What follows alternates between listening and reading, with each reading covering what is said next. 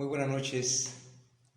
Llegamos al final de nuestro retiro, de esta Pascua que el Señor ha querido y quiere celebrar en nuestra casa. Llegamos a la última de las reflexiones.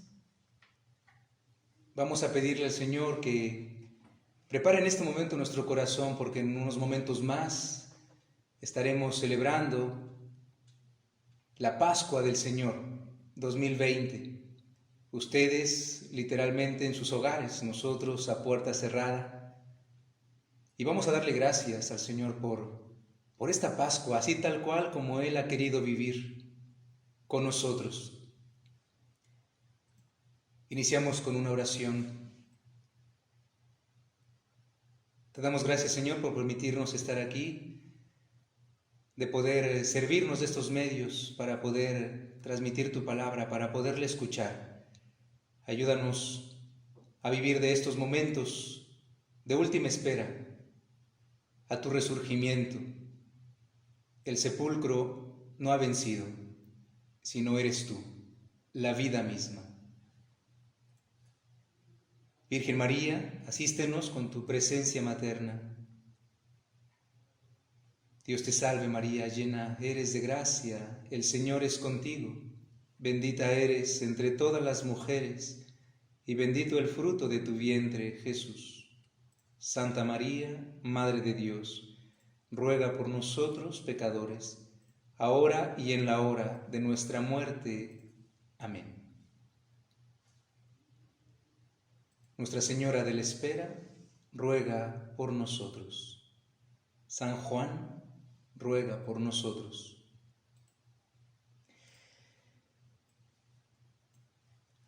Bien, hermanos, estamos ya pues a unos momentos, a unas horas de entrar al culmen de nuestro camino cuaresmal y del Triduum. La cuaresma termina el domingo de Ramos, pero es para llegar a este Triduum y es para llegar a la finalidad de toda esta preparación, larga preparación a la fiesta principal de los cristianos, la Pascua de nuestro Señor. Ya huele a Pascua, lo perciben. Estamos culminando con San Juan. Esta mañana hablábamos de la última cena en el Evangelio de Juan. Vimos el por qué él no transmite las palabras de consagración. Esa transubstanciación, como se le llama en teología.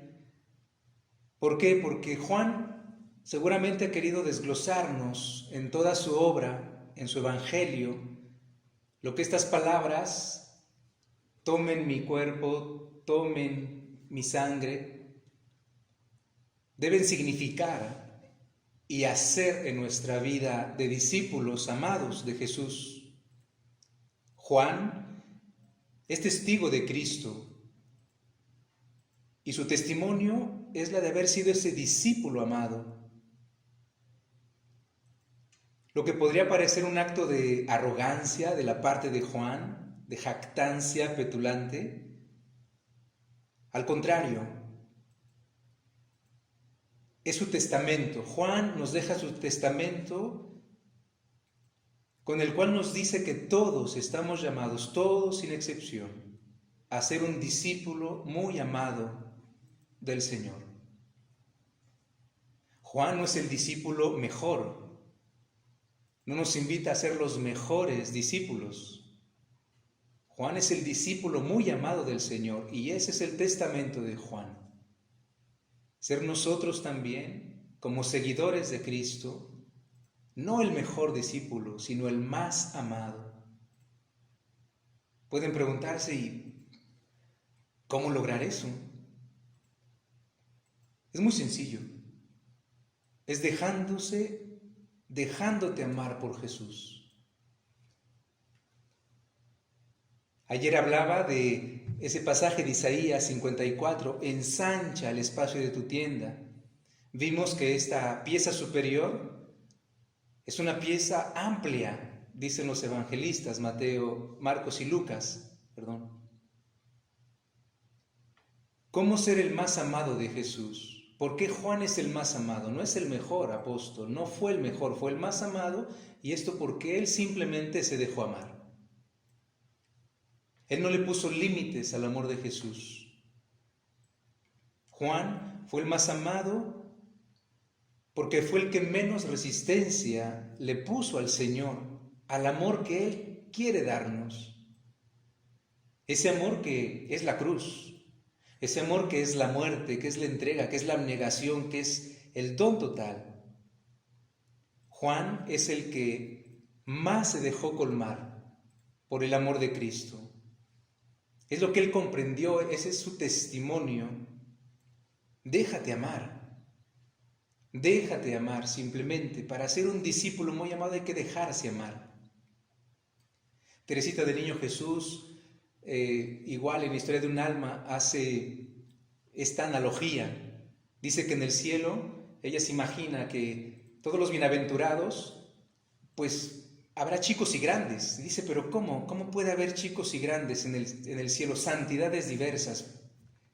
Y lo explica a su manera, como ella sabe hacerlo, o como el Espíritu Santo le inspiraba, porque Él es el que inspira. Y decía, en el cielo la santidad es diferente, pero todos estaremos plenos. Es como si fueran diferentes vasos. Hay unos vasos muy pequeños, diríamos nosotros un caballito de tequila. Hay otros que son vasos normales, otros más chaparritos y gordos. Hay unos Rotoplas. Ya hice un comercial. Pero al final, dice ella, todos estarán colmados.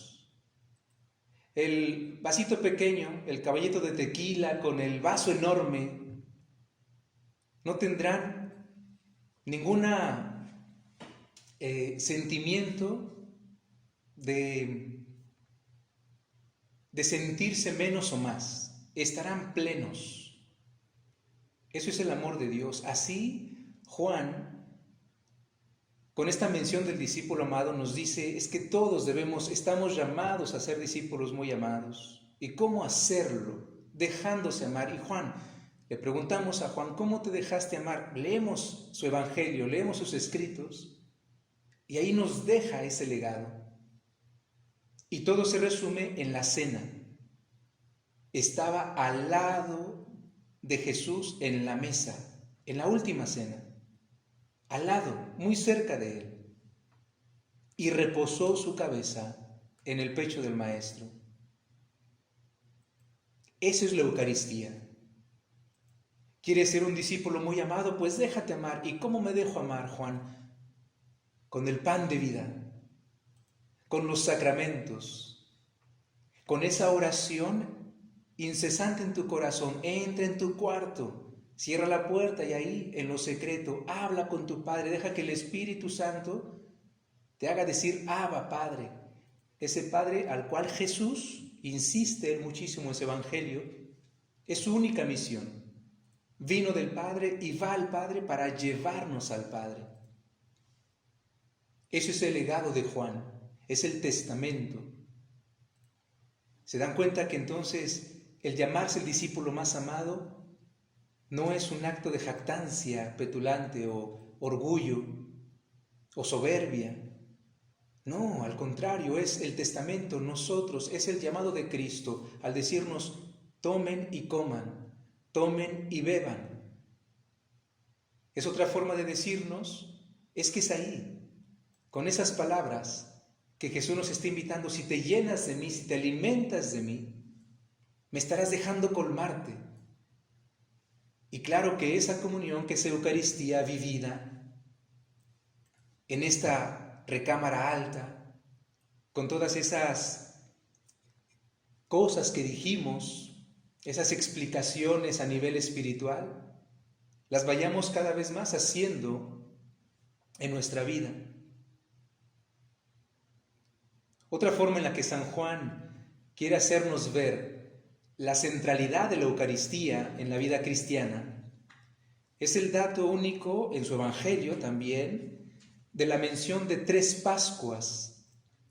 Los Evangelios sinópticos, Mateo, Marcos y Lucas, solo mencionan una cena, una Pascua judía. como si toda la vida apostólica de Jesús se hubiera desarrollado en un año. La única Pascua que ellos mencionan en sus evangelios es la Pascua última, en donde fue la última cena que estuvimos viendo estos días con Mateo. Pero San Juan no. San Juan va a desarrollar su evangelio y nos va a presentar 3 Pascuas, entonces 3 años diferentes, y es a partir de San Juan que entonces hablamos de los 3 años de la vida apostólica de Jesús. Y esto también es muy importante en el ámbito espiritual y sobre todo en este aspecto de la Pascua del Señor en nuestra casa, en nuestra vida, porque para Juan entonces toda la vida de Jesús en el Evangelio, y por ende de ellos mismos como sus discípulos, está de principio a fin de su ministerio envuelta en el ambiente pascual, en la esfera pascual judía, preludio de la nueva Pascua y verdadera que Jesús vino a cumplir con su pasión, muerte y resurrección. Vamos a ver estas 3 Pascuas en el Evangelio de Juan. Desde el inicio. La primera está en el capítulo 2, después de las bodas de Caná. Estoy en el versículo 13. Puedes ir a leer esos pasajes después, Juan 2, 13, 24, pero en el versículo 13 dice esto: se acercaba la Pascua de los judíos y Jesús subió a Jerusalén. En cada Pascua, de hecho, subían a Jerusalén para las celebraciones. De hecho, podríamos decir que Lucas también menciona esa Pascua porque cuando habla de la presentación del niño Jesús, cuando Jesús se pierde en el templo, seguramente fue en una de estas subidas para celebrar la Pascua, que iban todos los judíos en peregrinaje a la ciudad santa. Pero Juan es el más claro y que va a mencionar estas 3. La primera es esta, le llamamos el signo del templo, porque Juan habla de signos, no de milagros. Y es cuando Jesús va a expulsar a los vendedores del templo, a los cambistas. Es un gesto lleno de vehemencia, de hecho, de Jesús, una santa ira. ¿Y por qué se enojó el Señor? ¿Por qué hizo ese barullo, ese escándalo?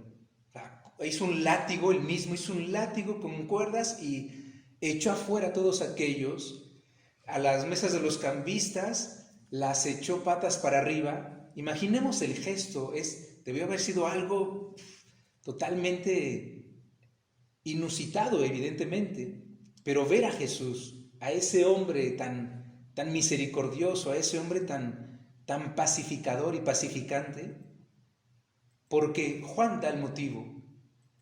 Porque la casa de su padre, la casa, volvemos a lo mismo, y estamos en el templo, la casa de su padre ha sido ultrajada. La segunda Pascua es en el capítulo 6 que vimos esta mañana, con la multiplicación de los panes. En el versículo 4 de ese capítulo 6, también Juan comienza así. Tomo desde el versículo 3. Jesús subió al monte y se sentó allí con sus discípulos. Versículo 4. Se acercaba la Pascua, la fiesta de los judíos. Jesús pues levantó los ojos y al ver el numeroso gentío que acudía a él, dijo a Felipe: ¿dónde iremos a comprar pan para toda esta gente? Se lo preguntaba para ponerlo a prueba, pero él sabía bien lo que iba a hacer. El pasaje de la multiplicación lo vimos un poquito esta mañana. Pero ¿cómo lo comienza Juan? Hace mención de otra Pascua. Ha pasado ya un año. Desde el capítulo 2 ha pasado ya un año. Es una segunda Pascua, esta fiesta de los judíos. No es casual, de hecho, que la multiplicación de los panes en Juan y el discurso del pan de vida que meditamos un poquito esta mañana, no es casual que a esto le seguirá que Juan menciona el tiempo en el que pasó. cerca de la Pascua de los judíos. Y precisando también que Jesús había subido al monte. ¿Recuerdan esta subida? Se sentó y estaba ahí con sus discípulos. Yo me pregunto, ¿no será esto una alusión discreta de la última cena? Pues sabemos que la tradición ha visto la ubicación del cenáculo en el monte Sión, donde al parecer fue esta multiplicación de los panes. O simplemente por la mención de estar en un monte, en una parte alta, con sus discípulos, que es lo que hace el Señor en la misa. Él nos convoca a los discípulos a la iglesia. Eclesia es esto, convocación, a eso vamos los domingos.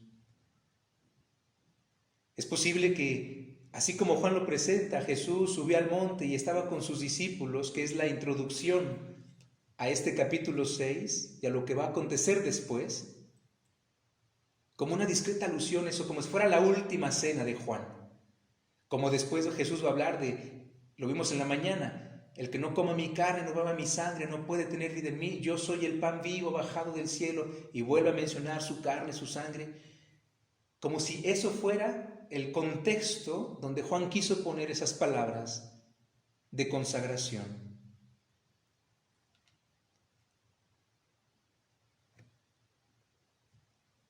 Y la última Pascua del Evangelio de Juan es la que celebramos el Jueves Santo, que es la última cena, la última Pascua donde Él va a padecer y donde terminará esta Pascua, culminará ya la prefiguración de la Pascua judía del Antiguo Testamento con esta verdadera alianza nueva y eterna, que es lo que Jesús dice al darles la sangre a los apóstoles en la cena. Sangre de la alianza nueva y eterna. La Pascua definitiva por la cual la del Antiguo Testamento fue instaurada. El capítulo 13 de Juan comienza así, es el primer versículo. Antes de la fiesta de la Pascua, sabiendo Jesús que le había llegado su hora de salir de este mundo para ir al Padre, como había amado a los suyos que quedaban en el mundo, los amó hasta el extremo. Hemos ya mencionado mucho este primer versículo porque es el que debe de resonar estos días. Antes de la fiesta de la Pascua, ven 3 menciones: capítulo 2, capítulo 6, capítulo 13 de San Juan. 3 Pascuas. Con esto San Juan nos está invitando y enseñando que el seguimiento del Señor, los que somos sus discípulos y aún los que no lo son, porque no todos los que conocieron a Jesús, lo escucharon y fueron testigos de sus prodigios, lo siguieron, pero ahí estaban. Y estas 3 Pascuas hacen ver espiritualmente que Juan lo hace a propósito, por su cercanía con Jesús, por todo eso que él pudo captar de esa intimidad que tuvo con el Maestro en la última cena. Él nos hace ver que toda la vida de Cristo está centrada en esta Pascua y que toda la vida cristiana, que toda la vida de los católicos debe estar centrada en la Eucaristía. Por eso la Iglesia y el Concilio Vaticano II, Lumen Gentium 11, que por ahí les di al principio, citándoles el Catecismo de la Iglesia Católica, la Iglesia afirma esto: la Eucaristía es fuente y culmen, principio y fin, alfa y omega de toda la vida cristiana.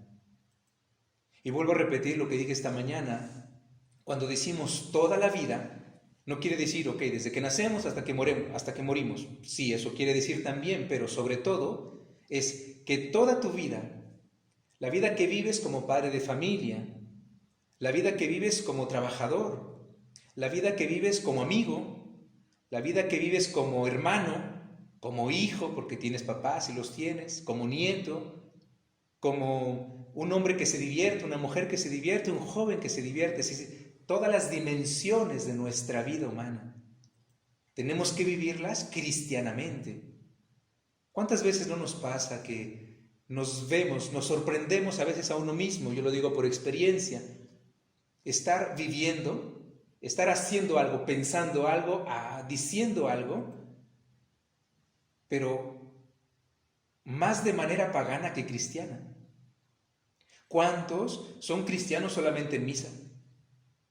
Y ya saliendo de misa, vuelven a una vida normal, hablando indecentemente, gritándose unos a otros, guardando ese rencor y yéndose a malas diversiones. No, toda nuestra vida cristiana debe estar envuelta en este contexto pascual. Por lo tanto, una vida transformada, yo diría transubstanciada. Esa palabrota, transubstanciación, que es como los teólogos tratan de decir lo que pasa realmente. Ese pan y ese vino que presentamos en la misa realmente dejan de ser pan y vino. La sustancia del pan, la sustancia del vino desaparecen y se vuelve realmente Cristo, el Hijo eterno del Padre, Verbo encarnado, segunda persona de la Trinidad, nuestro Rey y Redentor. Bien, así también entonces nuestra vida, por eso pienso que Juan, al presentarnos así sus escritos, su Evangelio sobre todo, tratando de explicitar las palabras de consagración en la vida cotidiana, a lo largo de esos 3 años del seguimiento con su Maestro, para decirnos eso, toda tu vida tiene que ser transformada, transubstanciada. De hecho, Pablo dirá en la carta a los Gálatas, y yo siempre he dicho que el día que digamos esas palabras con todo nuestro corazón, podemos decir, ahora sí, Señor, tu Espíritu me ha vencido.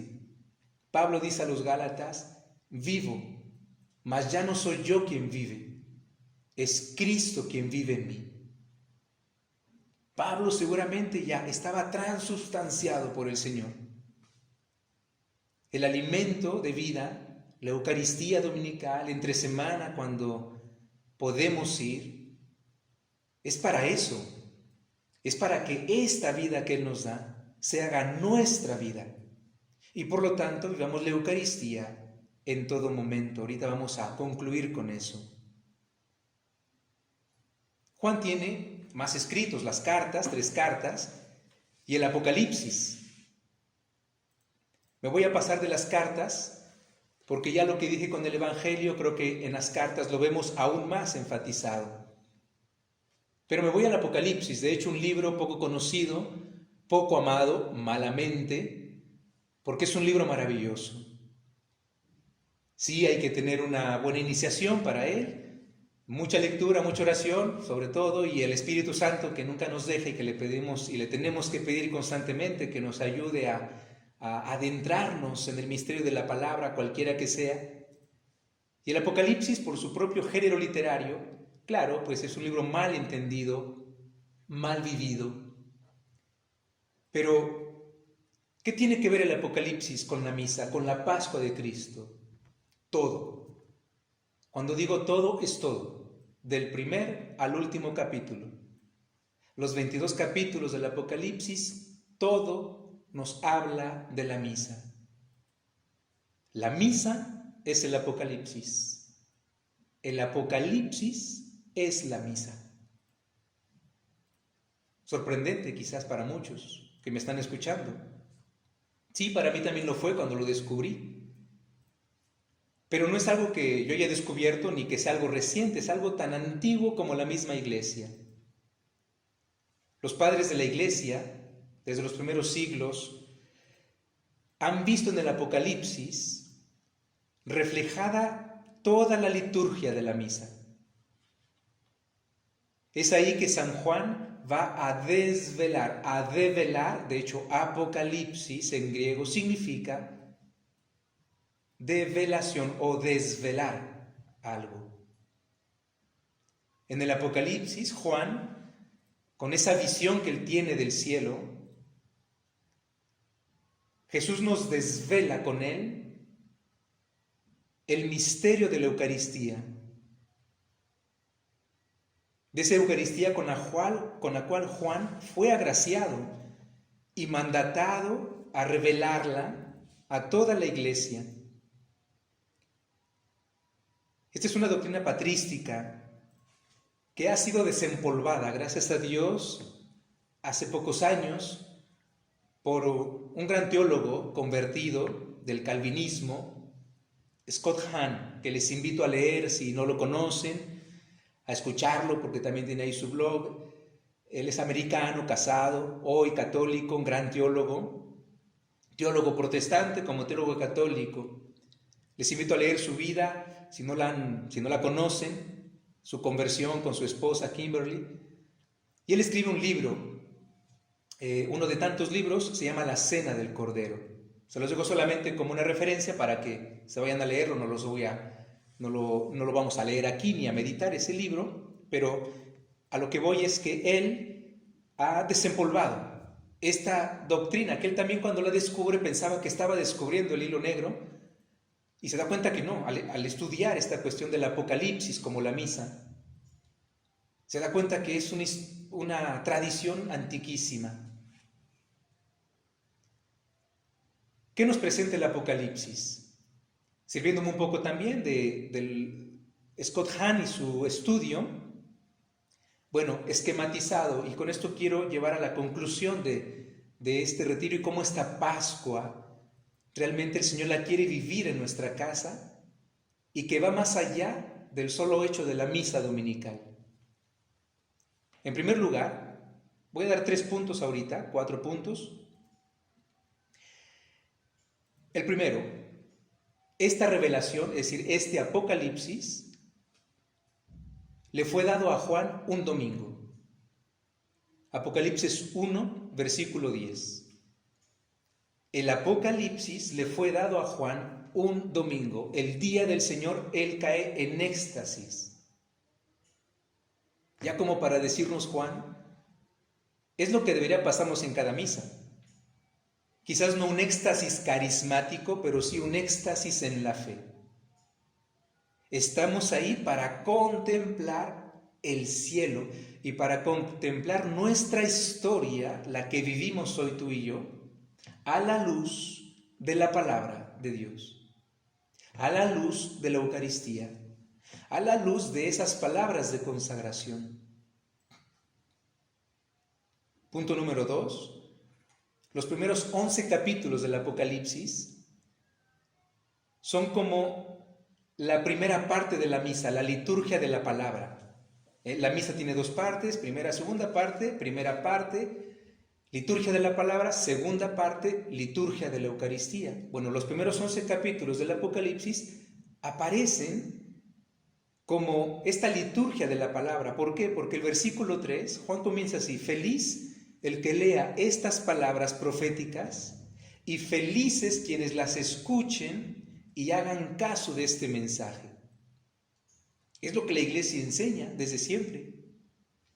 Desde los Hechos de los Apóstoles, la primera comunidad se reunía a la fracción del pan, a la enseñanza de los apóstoles, que era a través de los escritos de la antigua alianza, sus recuerdos de Cristo, las palabras de Cristo, lo que hoy conocemos como los evangelios o las cartas de Pablo y del Nuevo Testamento. Oraban y partían el pan. Así comienza el Apocalipsis. Y después, capítulos 2 y 3, la corrección a las 7 iglesias, en donde se enfatiza un llamado al arrepentimiento, a la conversión. De hecho, la palabra arrepentimiento en esos 2 capítulos de la corrección a las iglesias aparece 8 veces. En la mañana también les mencioné que el número 8, Santo Tomás de Aquino dice que es el número de la resurrección. Estos 2 capítulos, 2 y 3, ¿a qué se asemejan? Al confiteor de la misa. Iniciamos pidiendo perdón. reconociendo que hemos pecado. El Señor nos dice, oye, está muy bien, mira, yo sé que le echas ganas, como hace en cada una de las iglesias casi. Pero también dice, pero también la has regado, reconócelo. No, poquito no, mucho. No, di mucho. Yo he pecado mucho, de pensamiento, palabra, obra y visión. Y arrepiéntete. Porque Él es misericordia, es lo que dice en la corrección de las iglesias. Arrepiéntete. Regresa donde estabas. Retoma tu lugar. Regresa al primer amor. Le dice a la iglesia de Éfeso, a la iglesia de Juan, regresa al primer amor.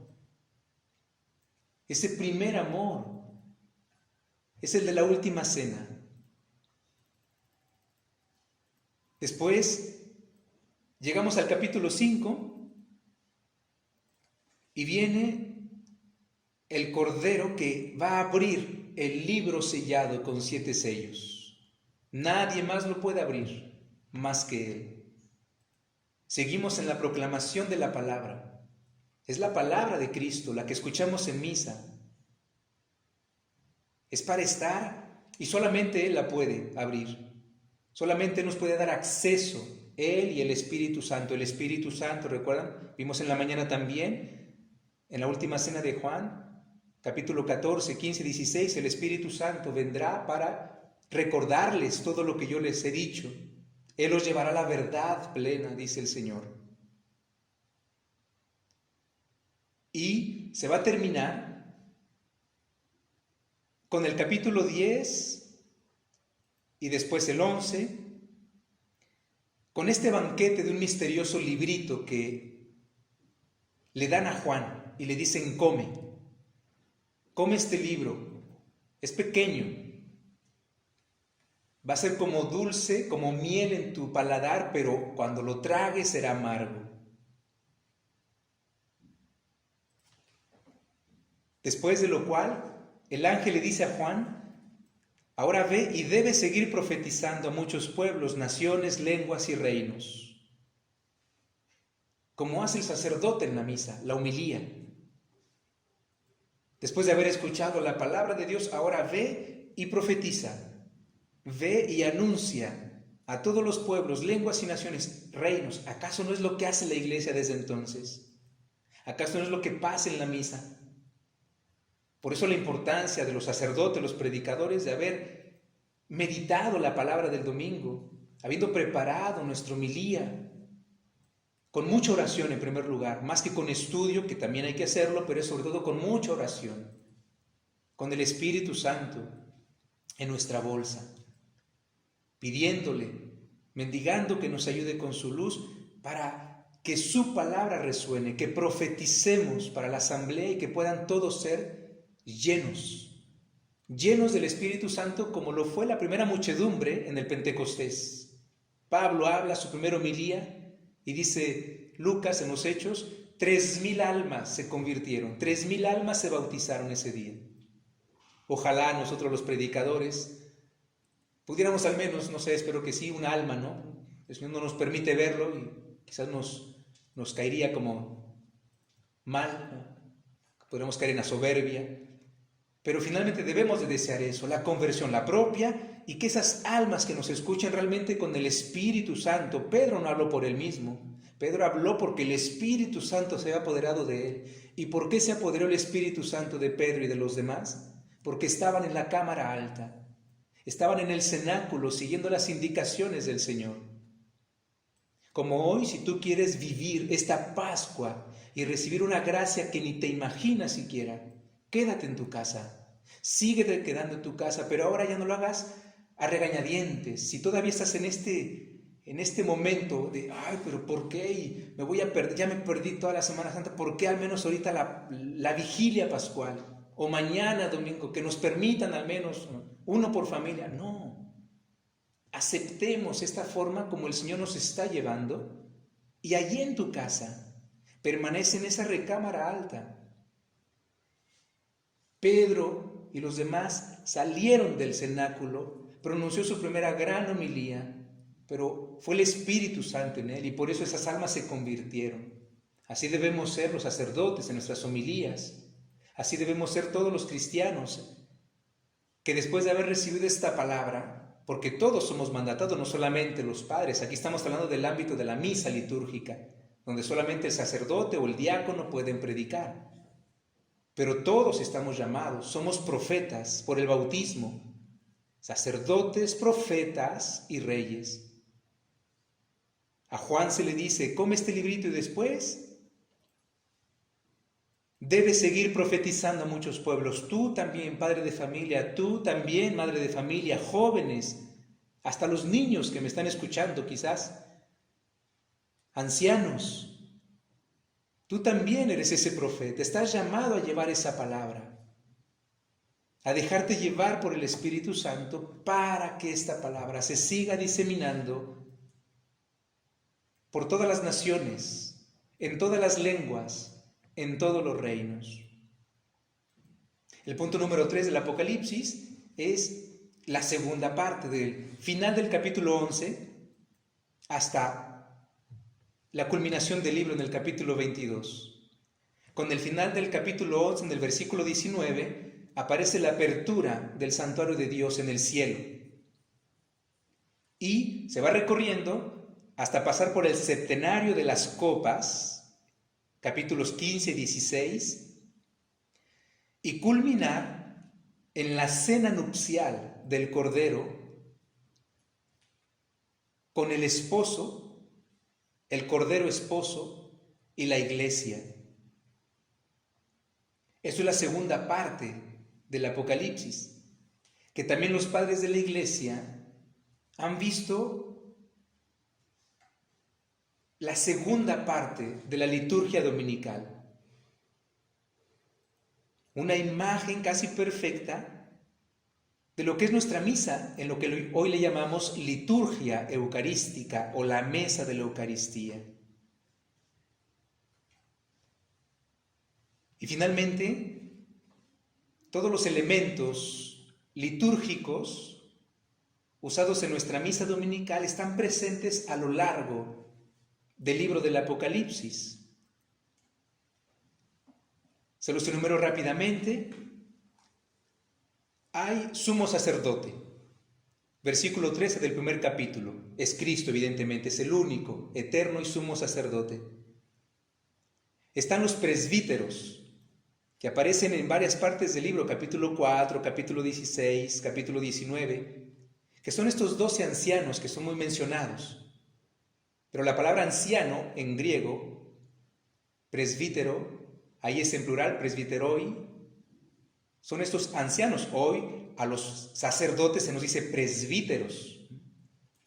Cuando ven PBRO, presbítero, fulanito de tal. Los ancianos aparecen a lo largo del libro. Está el sumo sacerdote y los sacerdotes.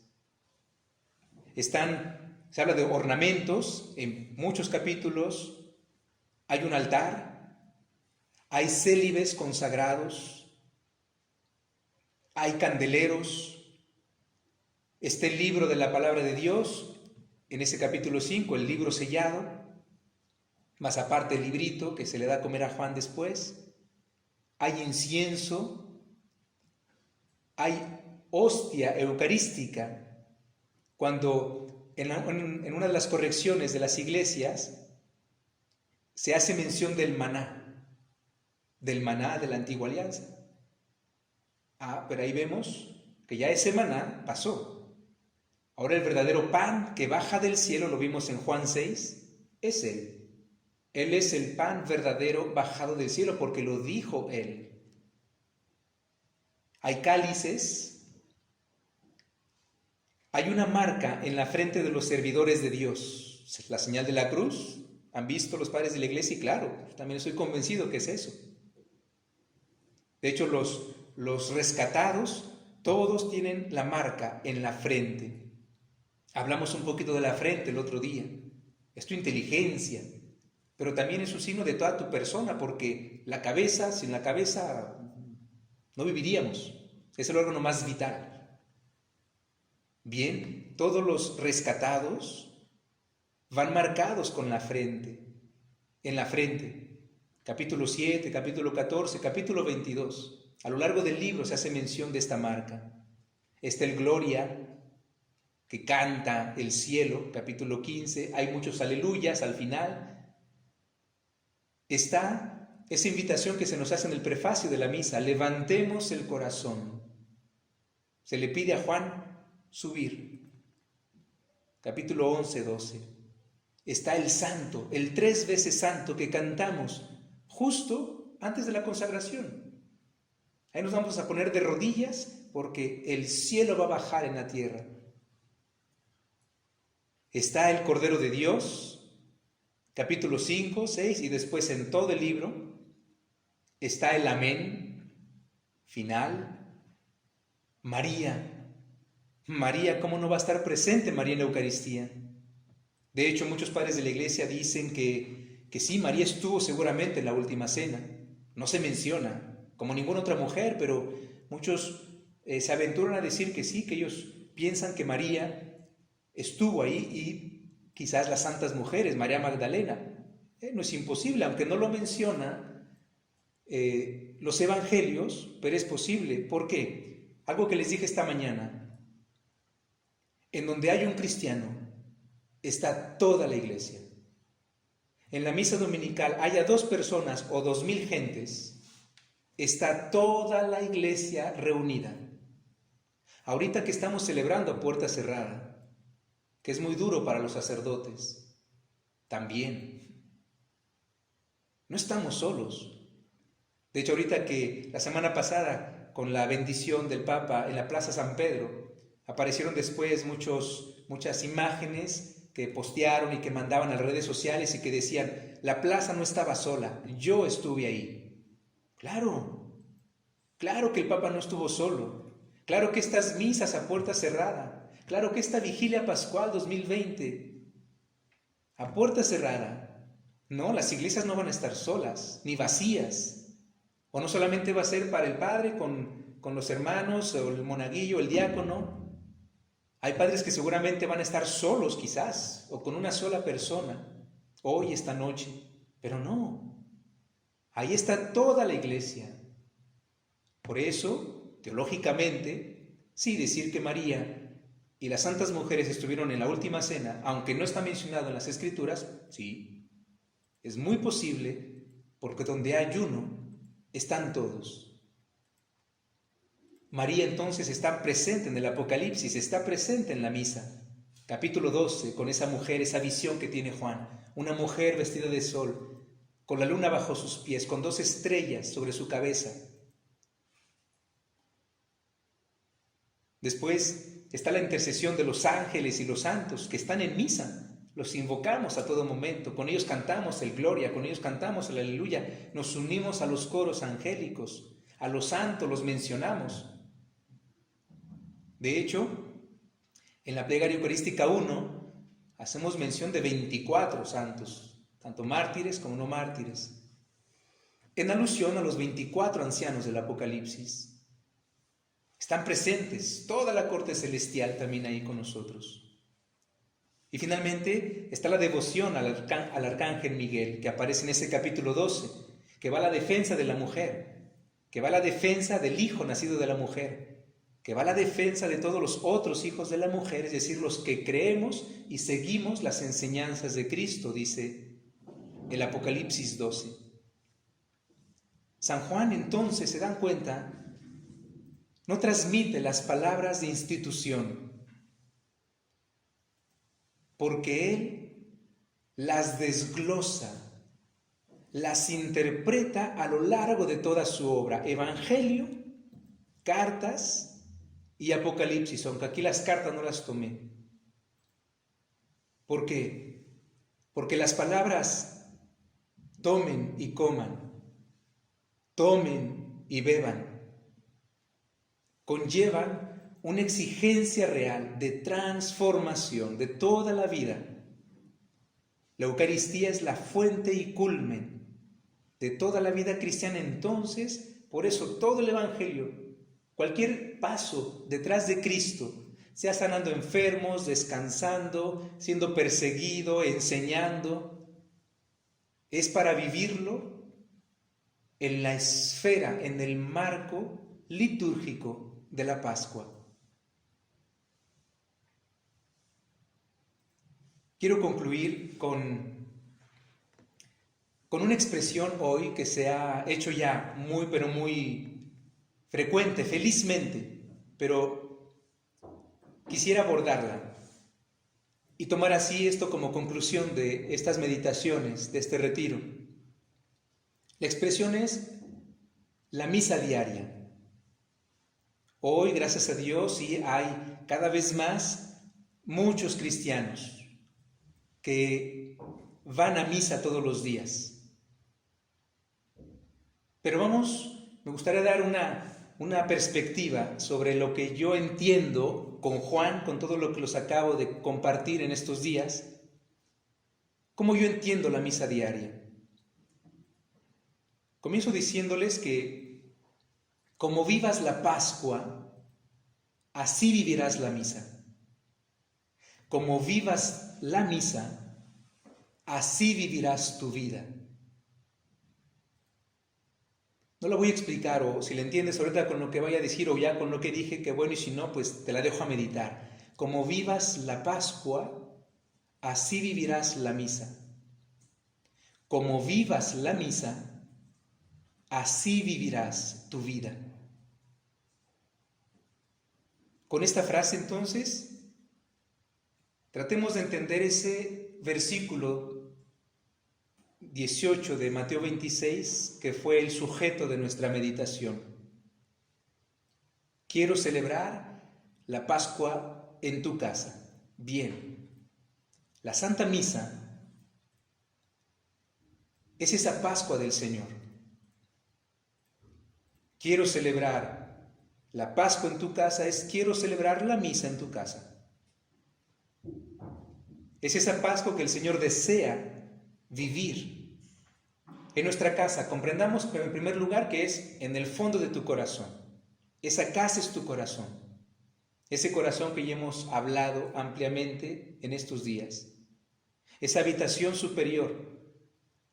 Esa habitación que es para orar. Donde tú solamente, en el secreto, tú tienes la llave para entrar ahí y nadie más. Y tú y tu Padre. Esa habitación que tiene que ser ancha, amplia, que tiene que estar bien preparada. Y esta Pascua no es solo para el culto dominical. El Señor la quiere celebrar cada día de nuestra vida. La misa litúrgica celebrada en la asamblea dominical es en vista de la misa vivida en la asamblea conyugal, en la asamblea familiar, en la asamblea laboral, en la asamblea con tus cuates cuando te vas a ver el partido de fútbol o a pasarte un rato con ellos, echarte unas copas con ellos, o con las señoras, un cóctel y jugar cartas. En la asamblea del mundo, la misa del domingo, en esta asamblea convocada, es para después ser vivida, desglosada, como Juan en su escrito, desglosada en todas esas asambleas de mi día, de toda mi semana, del mundo en el que vivimos, del mundo en donde nos desarrollamos todos los días. Por lo tanto, la misa diaria no es ir a misa litúrgica todos los días, aunque cuando lo puedes hacer, y si lo puedes hacer, claro que hay que hacerlo, y qué bueno. Pero cuando hablemos de misa diaria, no entendamos en primer lugar esto, la misa litúrgica todos los días, sino hacer vida la misa litúrgica en mis acciones cotidianas. Solo cuando esto se realiza, los deseos de ir cada semana, cada día, cada vez que podemos, se convierten en una necesidad, en un deseo que regocija y renueva el alma. Renueva tu vida, renueva tu esperanza, renueva y fortalece tu fe, anima tu caridad, que tan difícil nos es vivir esas virtudes teologales en lo concreto de nuestra vida. creer, esperar, amar. Pues ahí, en ese pan de vida, que se va haciendo un deseo cada vez más profundo, encontramos entonces ese aliciente, ese impulso. La Santa Misa es el mismo acto redentor del Gólgota. Por eso, al inicio, si recuerdas, te dije, comencé con una premisa en la primera plática. Sí. La misa es el Triduum Pascual, o la Pascua es el Triduum Pascual, la misa es el Triduum Pascual, el Triduum Pascual es la misa. Celebrar la Pascua como este triduo litúrgico anual que estamos viviendo, eso es la misa. Y pasa todos los domingos y cada semana este triduum. Pero tiene que convertirse en esa vida, en mi día a día, en donde Cristo sigue a través del tiempo haciendo nuevas todas las cosas, como dirá Juan en el Apocalipsis, Jesús en el Apocalipsis de Juan 21:5. Yo hago nuevas todas las cosas. Más te acercas a la Eucaristía, más vives de ese misterio de fe en la fe, y con esas disposiciones de corazón que hemos señalado en estos días, entonces el Señor renueva tu vida, renueva tu casa, renueva tu familia, tu matrimonio, tu vocación, tu juventud, tu sacerdocio, todo. Yo hago nuevas todas las cosas. Si vivimos con una fe profunda y madura y una conciencia clara, lo que es la celebración litúrgica de la misa, el Espíritu Santo renueva constantemente toda nuestra existencia, nuestra manera de pensar, nuestra manera de actuar, nuestra manera de vivir, ya no como el mundo, sino como los hijos de Dios que somos, dirá Pablo. Padre, pidió Jesús en el capítulo 17 de Juan, en esa oración sacerdotal: Padre, yo no te pido que los saques del mundo, sino que los guardes de la mundanidad. Cuando alguien te dice: ay, vas a misa, pero si es miércoles, ¿a qué vas? ¿Que no fuiste el domingo? ¿Qué? ¿También vas mañana? ¿Vas todos los días a misa? ¿Vas 3, 4? Pero, pues, ¿que eres monja o qué? Qué curioso, ¿no? Y a veces la misma familia católica, a veces los mismos católicos: ay, no seas exagerado, ay, mujer, ay, mira la beata, ay, mira el beato. Jesús dijo en esa oración: Padre, no te pido que los saques del mundo, sino que los guardes de la mundanidad. No es por escapar del mundo, al contrario, es para mejor vivir mi vida en el mundo. Y por eso entonces voy a misa, porque eso me permite, me ayuda a recordar lo que es esta vida, lo que es esta existencia de seguimiento de Cristo, para entonces encarnarlo en mi día a día, aunque no me entiendan. Aunque sea difícil hasta para mí, pero el Señor me lo invita, el Señor me lo pide, y yo creo y lo hago, y quiero celebrar esa Pascua en mi casa. La Santa Misa es el reino de Dios en la tierra, ese reino del cual Jesús nos dijo un día de buscar en primer lugar, y que todo lo demás por añadidura nos sería dado. Mateo 6:33. Busca primero el reino de Dios, y todo lo demás por añadidura te será dado. Si vivimos así la Eucaristía dominical, estamos viviendo en esa justicia del reino de Dios, pues es darle a Dios el lugar que le corresponde, es decir, el primero.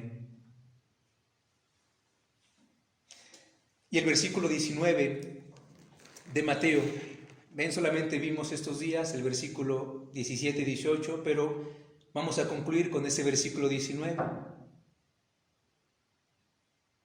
Mateo 26:19 dice, ya después de que los apóstoles le preguntaron a Jesús, que Jesús les dio la respuesta, los discípulos hicieron tal como Jesús les había ordenado y prepararon la Pascua. Hagamos lo mismo. Seamos discípulos que saben escuchar al Maestro y que ponen en práctica lo que Él nos dice, tal cual. Ellos hicieron lo que el Señor les dijo, tal cual. Como Moisés, Si lees el libro del Éxodo y después Levítico, Deuteronomio, pero el libro del Éxodo, sobre todo el final, los últimos capítulos, a partir del 25 en adelante, cuando Dios le da las consignas a Moisés de la construcción de la tienda y de todos los instrumentos, los vasos sagrados, los ornamentos, todo lo relacionado al culto. Y vean en esos pasajes cómo se dice al final: y Moisés hizo todo tal cual el Señor le ordenó. Aquí también, en ese versículo 19, escuchamos esto: los discípulos hicieron tal cual como Jesús les ordenó. Seamos pues de esos discípulos que saben escuchar, que quieren escuchar, y que hacemos de la Pascua exactamente lo que el Señor quiere que hagamos de ella, y que la vivamos así. El Señor quiere vivir su Pascua en nuestra casa, este año particularmente, materialmente, en tu casa, ahí en tu hogar, en el que me estás escuchando, en esas 4 paredes, bajo ese techo.